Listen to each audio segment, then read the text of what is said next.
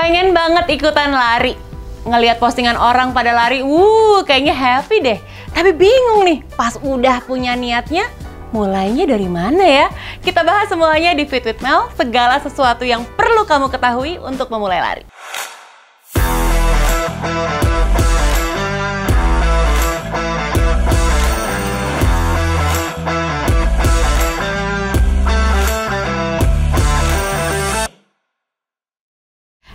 Welcome to Fit with Mel sama aku Melanie Putri ya. Sebelum kita mulai, aku mau minta tolong kamu untuk like video ini kalau kamu suka sama videonya.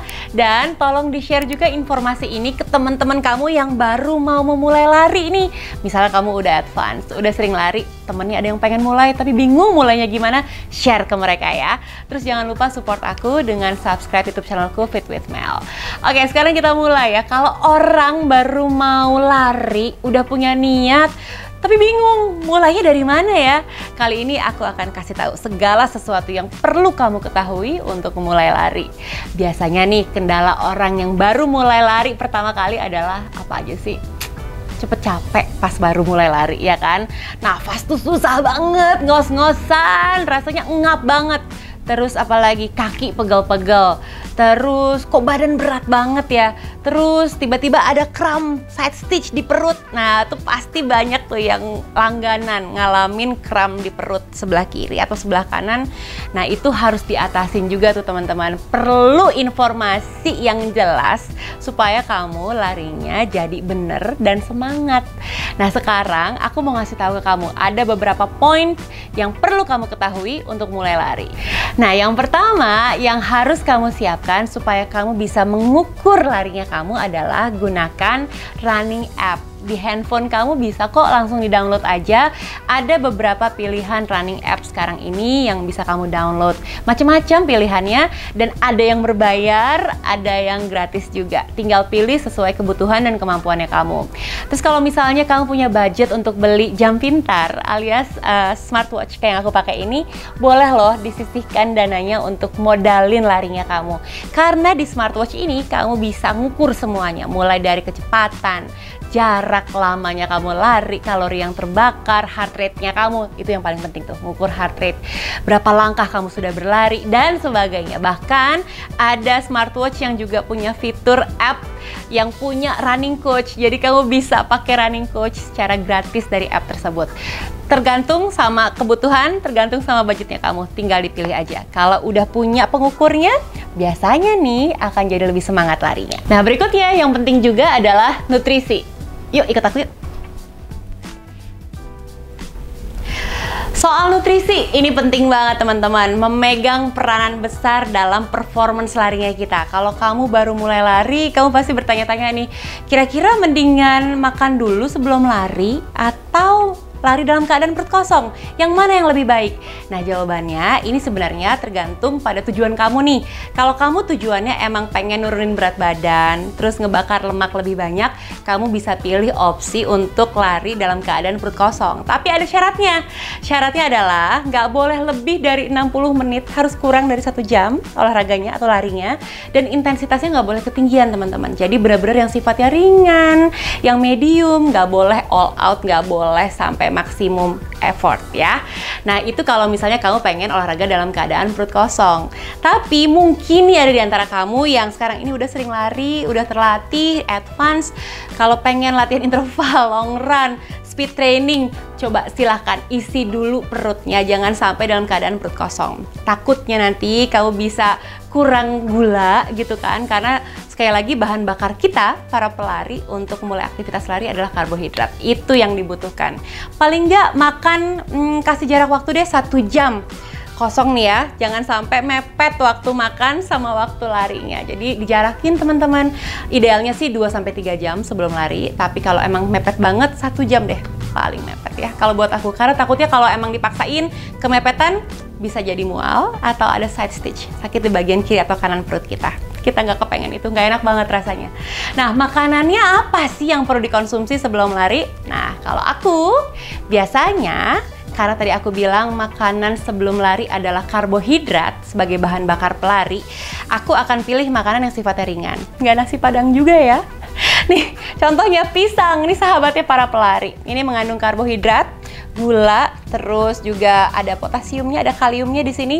Banyak banget sebenarnya manfaat yang kita dapatkan dari pisang. Bisa digunakan, bisa dikonsumsi sebelum kita mulai lari. Atau misalnya kamu terbiasa sarapan menggunakan oatmeal, ini juga salah satu pilihan karbohidrat kompleks yang baik untuk kita gunakan sebagai bensinnya pelari. Bisa dicampur pakai buah-buahan atau pakai yogurt, tergantung sama seleranya kamu. Kalau aku biasanya akan langsung seduh pakai air anget aja, aku tambahin madu, udah deh jadi langsung keisi badannya. Terus, nah ini juga favoritnya aku nih, roti. Ini roti gandum, biasanya aku pakein selai strawberry atau aku olesin madu, dan cukup 1 tangkep aja biasanya udah memenuhi bahan bakarnya aku untuk melakukan long run. Kalau aku ya, atau misalnya kamu nggak pengen terlalu capek larinya, cuman pengen jogging ringan aja di kompleks sore-sore abis makan siang, perutnya agak kosong sedikit, boleh makan biskuit atau cemilan ringan seperti ini. Kalau ringan seperti ini sifatnya boleh 30 menit sebelum lari deh. Tapi sekali lagi jangan kebanyakan ya, harus ditakar juga porsinya.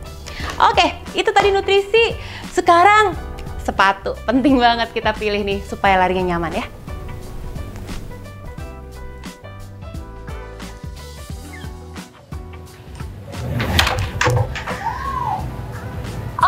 Sekarang pakai sepatu untuk lari. Kalau mau lari, sepatu yang harus kamu pilih adalah yang seperti ini teman-teman.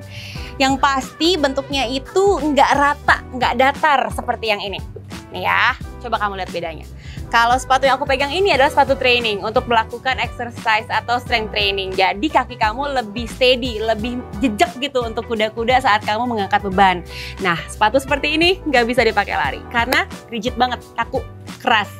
Nah, yang harus kau pilih adalah yang seperti ini, lebih lentur, lihat ya.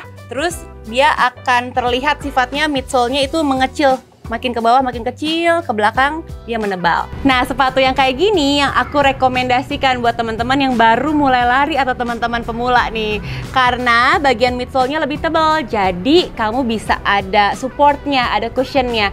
Jadi nggak langsung ada impact yang terlalu keras ke permukaan atau ke aspal. Bisa melindungi kaki kamu tercegah dari cedera. Nah, kalau aku biasanya untuk race, untuk lomba lari gitu ya, aku pasti pakai yang ini teman-teman. Ini yang paling baru yang aku miliki, jadi lebih enteng, ada karbonnya, terus lebih bouncing rasanya, dan yang pasti sih bisa membantu untuk ngedapetin speed yang lebih kencang. Karena hari ini aku mau lari santai aja di kompleks, aku pilih yang ini nih teman-teman. Sebenarnya ini juga sepatu lomba larinya aku sih, racing shoesnya aku, karena lebih ringan, lebih tipis, jadi buat speed lebih enak. Tapi biasanya yang pakai sepatu ini, kalau aku boleh rekomendasikan, teman-teman yang udah terlatih atau yang udah tinggi mileage-nya. Karena kalau misalnya pakai sepatu yang terlalu ringan atau terlalu tipis, tapi belum terlatih, belum terbiasa lari, biasanya sih ujung-ujung kakinya yang sakit, jadi cedera. Dan kita nggak mau itu ya. Oke, tips berikutnya dari aku untuk milih sepatu adalah untuk berlari, pilih yang size-nya paling tidak lebih besar setengah sampai 1 cm. Atau kalau kamu mau ngukur, diukur pakai jari kamu, seperti ini. Paling nggak kasih ruang, jangan sampai ujung-ujung kaki kamu tuh tabrakan ya. Pas lagi lari tuh nggak enak banget, biasanya ujung-ujungnya kukunya jadi item-item atau copot bahkan. Nah, supaya menghindari hal itu, silakan pilih sepatu yang size-nya lebih besar sedikit daripada ukuran kaki kamu. Cara ngiket tali sepatu pun ada teman-teman. Kalau aku biasanya, aku akan ngiket paling kenceng di bagian ujung bawah, makin ke atas, makin agak sedikit dilonggarkan. Nah, begitu sampai di pergelangan atau di bagian ankle, saat kamu mengikat tali sepatumu, ini boleh jangan terlalu kencang. Karena kalau terlalu kencang, nanti bisa jadi cedera atau jadi nggak nyaman larinya. Coba sedikit dilusin aja, tapi nggak terlalu longgar juga ya. Karena kalau terlalu longgar juga bahaya lagi-lagi untuk ankle. Senyamannya kamu, coba gerak-gerakin kakinya, apakah sudah enak. Ketika kamu nyoba di toko sepatu misalnya, kamu bisa cobain tips dari aku ini. Jempol atau jari-jari kamu masih bisa bergerak nggak? Masih ada ruang nggak? Itu perlu, karena kalau nggak bisa gerak, nggak ada ruang, tandanya sepatu kamu terlalu ngepas, kesempitan, nanti sakit. Dan yang pasti, coba pilih sepatu yang cocok atau sesuai dengan bentuk kaki kamu. Bukan karena lucu, bukan karena warnanya gemes, tapi pilih yang benar-benar sesuai dengan bentuk kaki dan ukuran kakinya kamu ya. Oke, sekarang kita mulai larinya. Let's go!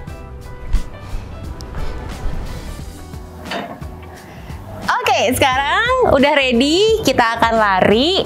Nah, ada beberapa poin yang aku harus sampaikan ke kamu nih untuk memulai lari supaya kamu nggak bingung ketika mau memulai larinya. Yang pertama yang harus kamu lakukan ketika memulai lari adalah lakukan yang namanya pemanasan atau dynamic warm up. Misalnya, kamu bisa lakukan pelan-pelan seperti ini, sambil jalan juga bisa. Nih, begini. Angkat kakinya high knee seperti ini, terus torso ke samping, ringan aja dulu, gak usah buru-buru. Oke,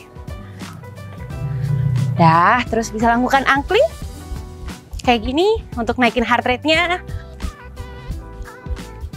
Diayun lengannya, angkat kakinya, terus ayun lagi lengannya seperti ini. Kalau udah ngerasa heart rate-nya naik, kamu cek nih di jamnya kamu, terus kamu udah mulai ada keringat, mulai ngos-ngosan, ini adalah tandanya kamu udah siap untuk segera berlari. Tapi tunggu dulu, mulai larinya jangan langsung ngebut, ada strateginya. Gak usah mikirin pace, gak usah mikirin kecepatan. Tapi yang perlu kamu lakukan untuk poin kedua adalah mulai dengan jalan dulu, jalan cepat dulu. Oke, jalan pelan-pelan. Terus tambah pelan-pelan lagi kecepatannya. Jadi jalan lebih cepat. Beda ya sama jalan santai ya. Mulai makin diayun lengannya. Terus pelan-pelan nih mulai jogging. Pelan aja. Nggak ada yang nyuruh kamu untuk buru-buru lari ya. Jogging aja. Atur nafasnya. Nah, kalau kamu ngerasa jogging aja udah ngos-ngosan, udah terlalu berat, kamu bisa stop. Dan kamu bisa pakai strategi lari 1 menit, terus jalan 1 menit. Atau jogging 2 menit, jalan 1 menit. Nih aku contohin ya, contohnya seperti ini. Jalan dulu selama 1 menit. Terus mulai lari lagi.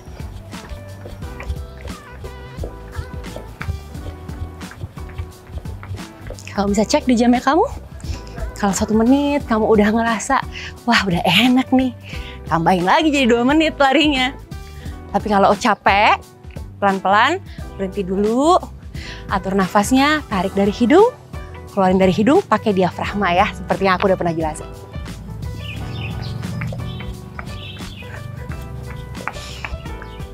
Tarik nafas dari hidung, keluar dari hidung, coba untuk aktifkan diafragmanya. Ingat, napak kakinya, posturnya jangan terlalu bungkuk seperti ini, jangan juga ke belakang. Tetap lurus, tetap tinggi, coba untuk stay high, stay tall.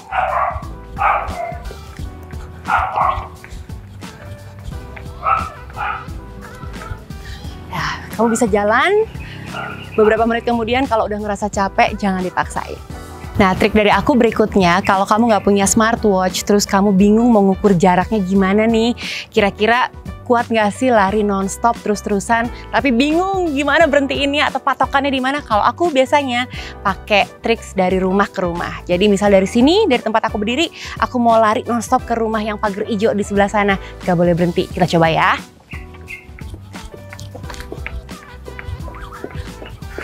Diatur nafasnya. Jogging, nggak usah buru-buru. Nah, itu pagar hijau ya. Kita coba non-stop. Yay, you can do it. This. Nah, rumah pagar hijau. Oke, kalau udah sampai sini, kamu bisa tarik nafas dalam lagi. Terus kamu coba untuk jalan. Atur nafasnya. Kalau udah balik nafasnya, udah teratur lagi, terus kamu udah lebih terkumpul tenaganya, kamu bisa mulai lagi pelan-pelan dengan speed lebih kencang saat jalan. Tambahin lagi, lebih jalan cepet lagi. Terus pelan-pelan, kalau emang udah fit banget nih rasanya, udah balik tenaganya, kita balik lari lagi. Jogging lagi, misalnya sampai mobil depan situ, non-stop. Let's try.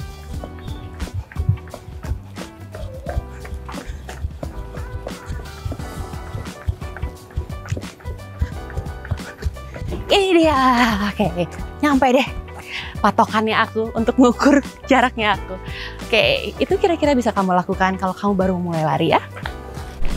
Nah, selesai lari, jalan perlahan, baru selesainya ditutup dengan cooling down. Jangan langsung berhenti gitu aja, tetap harus jalankan yang namanya cooling down. Nanti cedera, sakit-sakit badan yang nggak enak malah. Kalau kamu suka sama videoku yang ini, tolong dikasih like, di-share juga ke teman-teman yang lain. Dan kalau mau support aku dengan men-subscribe YouTube channelnya aku akan sangat berterima kasih. Biar aku makin semangat bikin video buat kamu ya. And meanwhile, stay fit, stay healthy, and stay in love with Mel. Bye!